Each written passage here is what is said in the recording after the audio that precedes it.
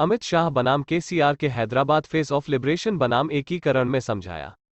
इसके बारे में जानिए। तेलंगाना ने कल मनाया किसी के राजनीतिक अनुनय के आधार पर भारतीय संघ में राज्य का एकीकरण या निजाम के शासन से मुक्ति, जबकि मुख्यमंत्री के चंद्रशेखर राव या केसीआर ने तेलंगाना राष्ट्रीय एकता दिवस मनाया। कुछ किलोमीटर दूर केंद्रीय गृह मंत्री अमित शाह ने उसी ऐतिहासिक घटना को मनाया, लेकिन एक बहुत ही अलग नाम के तहत, हैदराबाद मुक्ति दिवस। एक दिन जो 1948 में हैदराबाद राज्य के भारतीय संघ में एकीकरण का प्रतीक है, उस बात का गवाह है जिसे एक जुझारू केसीआर भाजपा के विभाजनकारी एजेंडे कहते हैं। भाजपा की राजनीतिक महत्वाकांक्षाएं किसी पर नहीं खोई हैं। एक कमजोर कांग्रेस के साथ तेलंगाना राष्ट्र समिति को चुनौती देने में असमर्थ होने के कारण भाजपा को तेलंगाना में एक शानदार अवसर दिखाई देता है। केंद्र बनाम राज्य, केंद्र और राज्य के उदाहरण हाल के महीनों में आमने सामने नहीं देखे गए हैं। हालांकि कल की घटनाएं महत्वपूर्ण हैं। जबकि तेलंगाना के मुख्यमंत्री के चंद्रशेखर राव ने सार्वजनिक उद्यानों में राष्ट्रीय ध्वज फहराया, नामपल्ली ने तेलंगाना राष्ट्रीय एकता दिवस मनाया। उनसे 7 किलोमीटर दूर सिकंदराबाद में केंद्रीय गृह मंत्री अमित शाह ने भी हैदराबाद मुक्ति दिवस के रूप में राष्ट्रीय ध्वज फहराया। अमित शाह ने क्या कहा? अपनी रैली में अमित शाह ने भारत के पहले गृह मंत्री सरदार वल्लभभाई पटेल का जिक्र किया और कहा कि अगर उनके लिए नहीं तो हैदराबाद को आज़ाद होने में कई और साल लग जाते।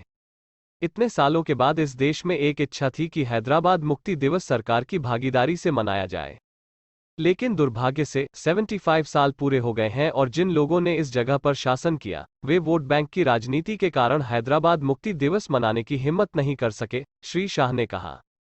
उन्होंने कहा कि कई लोगों ने चुनाव के दौरान वादा किया था कि वे मुक्ति दिवस मनाएंगे, लेकिन जब वे सत्ता में आए तो रजाकारों के डर से वे पीछे हट गए। उन्हें अभी भी डर है। मैं उनसे कहना चाहता हूं, अपने दिल से डर निकाल दो और रजाकार इस देश के लिए फैसले नहीं ले सकते क्योंकि इसे 75 साल पहले आज़ादी मिली थी। केसीआर, जिन्होंने आज अमित शाह के कार्यक्रम में निमंत्रण को अस्वीकार कर दिया, ने पूछा कि भाजपा 9 नवंबर को गुजरात के जूनागढ़ के भारत में एकीकरण का जश्न क्यों नहीं मना रही है और केवल हैदराबाद पर ध्यान केंद्रित करना चाहती है। अपनी रैली में केसीआर ने कहा कि तेलंगाना ने पिछले 8 वर्षों में एक लंबा सफर तय किया है, यह कहते हुए कि उन्हें तेलंगाना के लोगों के अधिकारों, सम्मान और स्वाभिमान के लिए लड़ना पड़ा।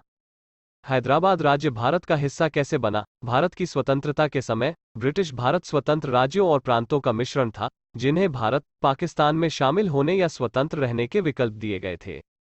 निर्णय लेने में लंबा समय लेने वालों में से एक हैदराबाद के निजाम थे। 1911 से 1948 तक हैदराबाद के अंतिम निजाम मीर उस्मान अली ने तेलंगाना और वर्तमान कर्नाटक और महाराष्ट्र के कुछ हिस्सों से बने राज्य पर शासन किया। उस समय दुनिया के सबसे अमीर लोगों में से एक माना जाता था। निजाम अपने राज्य को जाने देने के लिए तैयार नहीं था। इस बीच हैदराबाद राज्य की बहुसंख्यक आबादी निजाम के समान धन का आनंद लेने से दूर थी। उस समय राज्य की सामंती प्रकृति ने किसान आबादी को शक्तिशाली जमींदारों के हाथों उच्च करों, जबरन श्रम के अपमान और कई अन्य प्रकार के शोषण का सामना करना पड़ा। आंध्र जनसंघ द्वारा तेलुगु को उर्दू पर प्रधानता देने की भी मांग की गई थी।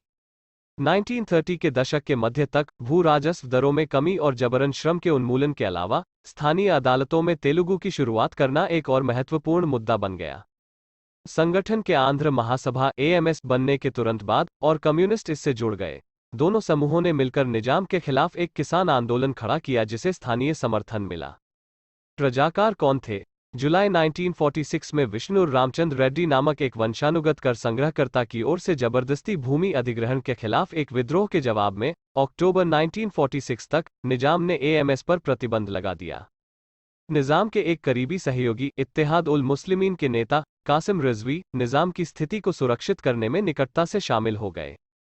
इत्तेहाद उल मुसलमीन एक राजनीतिक संगठन था जिसने सदी की शुरुआत में मुसलमानों के लिए एक बड़ी भूमिका की मांग की थी, लेकिन जब रिजवी ने संगठन को संभाला तो यह अपनी विचारधारा में चरमपंथी हो गया।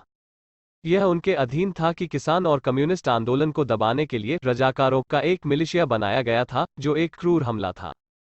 इस समय के आसपास यथास्थिति की घोषणा करते हुए नवंबर 1947 में निजाम और भारत सरकार के बीच ठहराव समझौते पर भी हस्ताक्षर किए गए थे।